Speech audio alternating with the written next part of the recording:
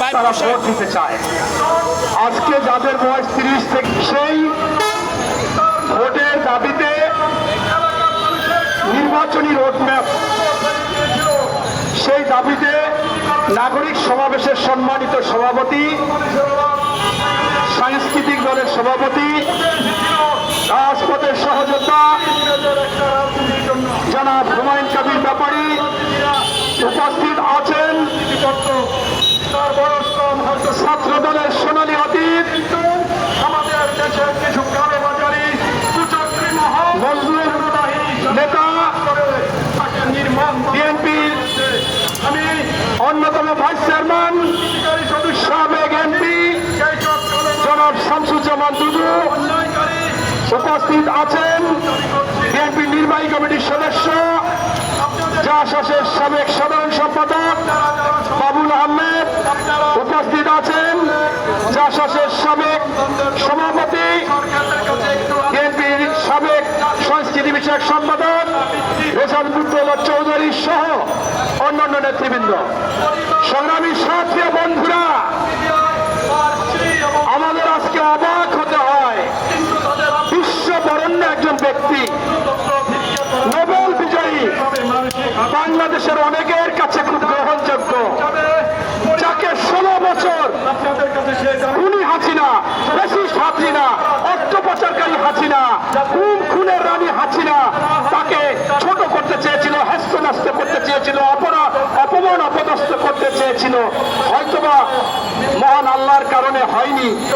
সেই নোবেল বিজয়ী আজকে বিশ্ব অর্থনৈতিক সম্মেলনে গিয়ে কি বললেন, সেই লন্ডন ভিত্তিক ফিনান্সিয়াল টাইমসের সাক্ষাৎকারে জাতি তাকে হতাশ করেছে, মানে তিনি জাতিকে হতাশ করেছেন। সেটা হচ্ছে উনি ওখানে গিয়ে বললেন, ছাত্ররা দল করবে, আমার কাছে পরামর্শ করেছে, আমি বলেছি তোমরা দল করো। ছাত্ররা বলছে দল করলে তো আমরা একটাও আসন পাবো না। আমি বলেছি তোমরা অনেক আসন পাবা এবং তোমরা সরকার গঠন করবা, তোমাদেরকে জনগণ চায়, তোমরা এত বড় একটা অসাধ্য সাধন করেছো, ইত্যাদি ইত্যাদি ইত্যাদি। তাইলে মাননীয় প্রধান উপদেষ্টা, আপনার দলীয় ভাবে আপনার অবস্থান ভেদে আপনার ব্যক্তি উপদেষ্টা হিসেবে আপনি কি নিরপেক্ষতা হারালেন না? আপনার অবস্থানটা আজকে কোথায়? আপনি কি ওই দলের চেয়ারপারসন হবেন? আপনি কি ওই দলের উপদেষ্টা হবেন? আপনি কি ওই দলের নীতি নির্ধারণী হবেন? এটা আমাদের কাছে খুবই দুঃখজনক। পাশাপাশি আমরা দেখতেছি যে আমাদেরকে বলতেছে বিএনপিকে যে আমরা নাকি ছাত্রদের দল গঠন করতে দিই না। আমাদের ভারপ্রাপ্ত চেয়ারম্যান তারেক রহমান সাহেব বারবার বলছে যতগুলো দল হবে, যারা যারা দল করবে তাদেরকে অভিনন্দন, স্বাগতম, শুভেচ্ছা জানাবো। কিন্তু আপনি 10,000 টাকার কম্বল দেওয়ার জন্য সরকারি হেলিকপ্টার, সরকারি বিমান নিয়ে কোটি কোটি টাকা খরচা করবেন, আপনি এসপি ডিসিদের প্রোটোকল নেবেন, আপনি গিয়ে সেখানে রাজনৈতিক বক্তব্য দিবেন এবং কিংস পার্টি করবেন, সেইটা তো বরদাস্ত করা যাচ্ছে না। বাবারা, তোমরা আজকে অনেকের আন্দোলনের কথা অস্বীকার করো। আমাদের ভারপ্রাপ্ত চেয়ারম্যান মহোদয় তারেক রহমান সাহেব বলেছে ওই খুনি হাসিনার সাথে 2024 সালে 7ই জানুয়ারিতে যারা নির্বাচনে গিয়েছে তারা ছাড়া সকলেই এই জুলাই বিপ্লব আগস্টের ভূমিকা রেখেছে, তাদের সকলের অবদান আছে। তোমাদের লজ্জা লাগে না এরকম বলো? বাবারা, 16 বছরে বিএনপি সহ অন্য দলেরা প্রতি বছর ওই টেস্ট ম্যাচে 20 করে রান করে 320 রান করেছে, আর তোমরা 15 দিনে 40 রান করেছো। এজন্য তোমাদের ভালো, কিন্তু তার মানে এটা না যে তোমরা এই সফলতা একারা করেছো। আরে রাজনীতি, অর্থনীতি আর লেখাপড়া এক জিনিস না।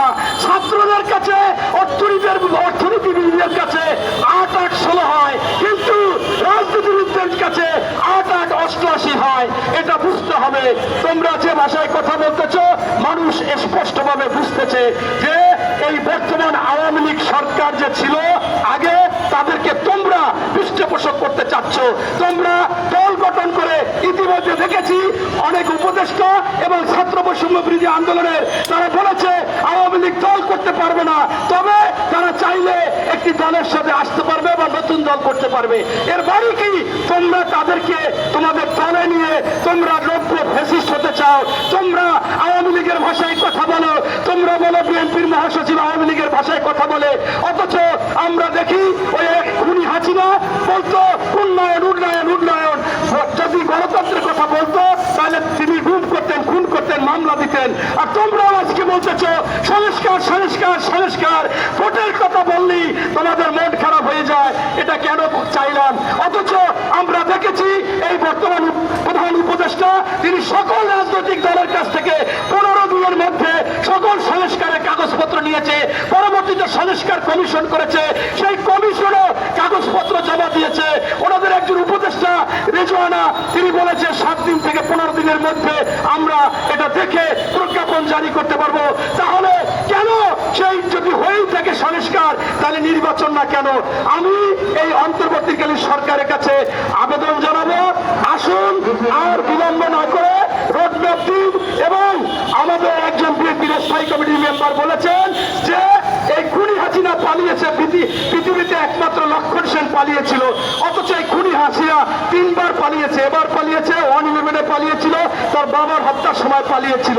তাই এই 5ই আগস্টকে স্মরণীয় বরণীয় করে রাখার জন্য এই 5ই আগস্ট বছরে আপনি জাতীয় নির্বাচন দিন, তাহলে জনগণের কাছে গ্রহণযোগ্য হবে এবং জনগণ উৎফুল্লভাবে ওই শেখ হাসিনা খুনি হাসিনাকে প্রতিরোধ করার জন্য প্রত্যেকে ভোটে অংশগ্রহণ করবে।